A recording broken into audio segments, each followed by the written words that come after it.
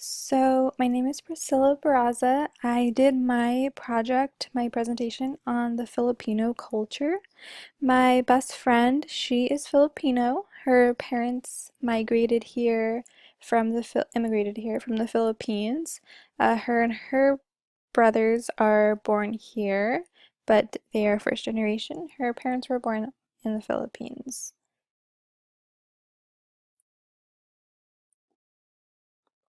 A little overview of Filipinos. They are the third largest Asian and Pacific Islander ethnic group.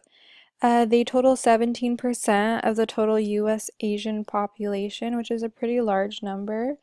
Um, they are typically more in California as well as Hawaii in comparison to the rest of the country.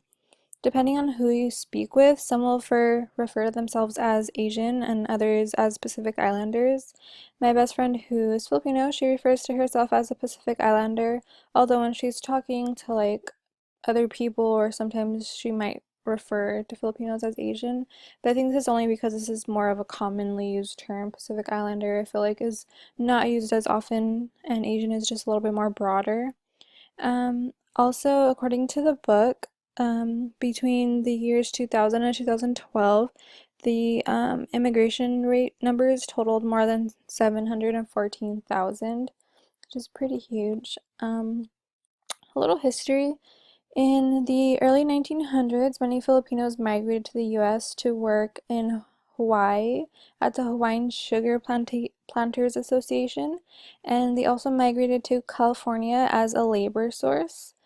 At this time, more than two-thirds of the Filipino population lived in California, and in present day, the greatest Filipino population do reside in California still. During that time where they migrated to the U.S., to California, it was because there was quota systems on the laborers. Typically, Mexican immigrants held those positions, and due to the immigration quota system, there was less labor sources. So a lot of the Filipinos migrated here because they didn't have those same restrictions. Prior to the World War II, Filipinos were not allowed to become U.S. citizens, own land, or also marry whites. Prior to 1935, since the U.S. inhabited the Philippines, they were considered U.S. nationals and not citizens.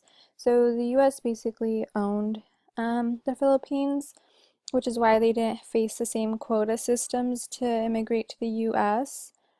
They were basically almost free to come here whenever they desired. Some background.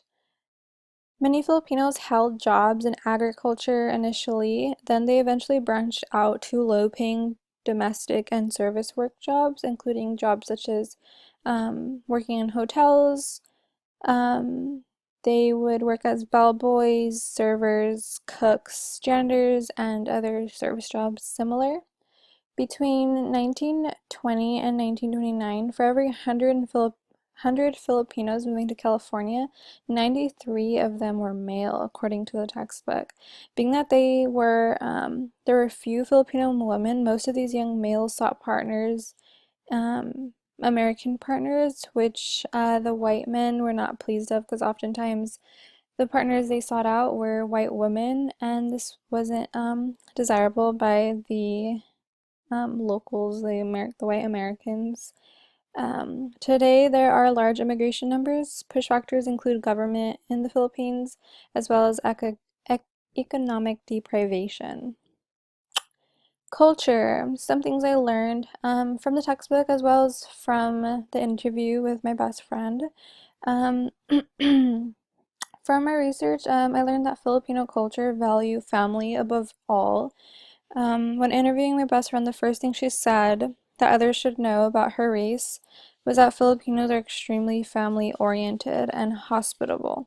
She said that while this is a great trait to have, it often leads to Filipino individuals dismissing themselves as individuals since they are always putting the needs of everyone else over their own. They don't take care of themselves physically, mentally, or emotionally. She brought up the point that Filipinos are one of the highest ethnic groups to suffer from mental illnesses. She mentioned that it is a disgrace to the family to show weakness, so one usually keeps all struggles internally, and eventually it often builds up. It is also a disgrace to seek help from like mental health services or like therapists or any form of that. Also,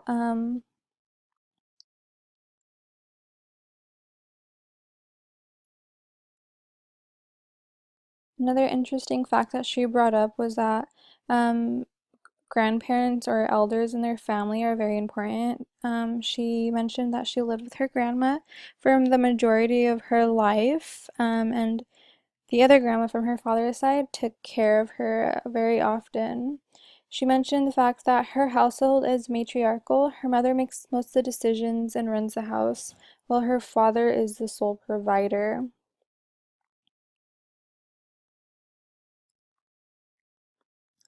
Also, there are definite strict gender roles. She mentioned the fact that the women are expected to cook and clean while men are expected to do the dirty work. Another fact that she brought up is that they find it extremely disrespectful to talk back to elders or parents in general. Above all, no matter what, they're expected to respect their elders.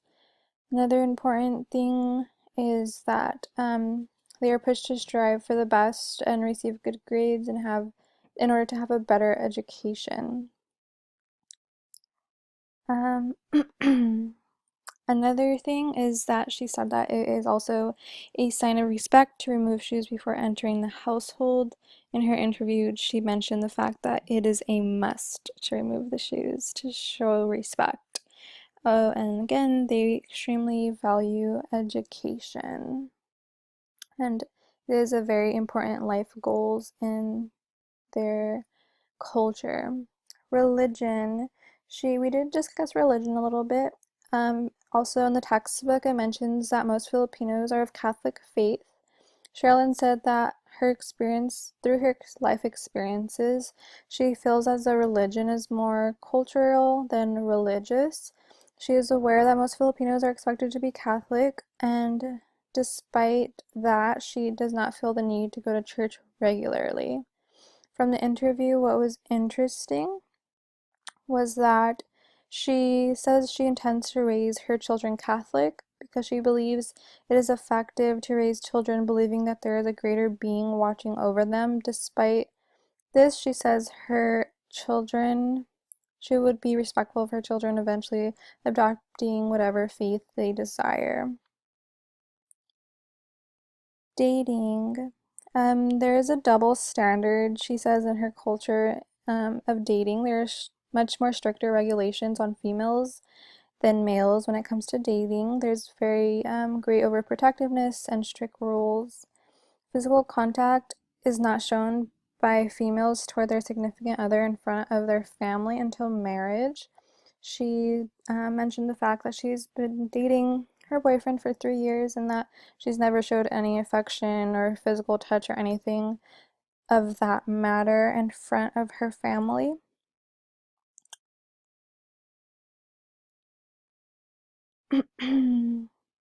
Racism. In an interview, I asked her if she's ever experienced any form of racism.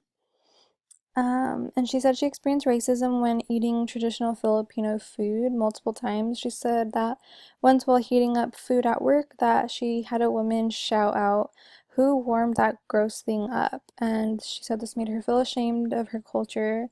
And she also mentioned that oftentimes people say that her food stinks or looks weird. And she mentioned that in Asian cultures, there's a food shaming issue by Westerners towards their food.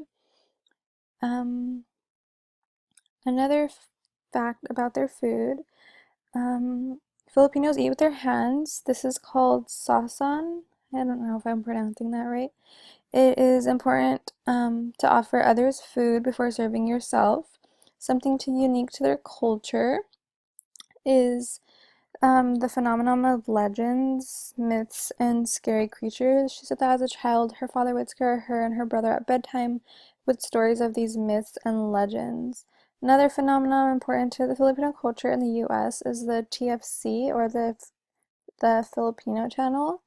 She says that it has teleseries and game shows, and almost all Filipinos gather to watch this network. And that concludes my presentation. Thank you, and I hope you enjoyed.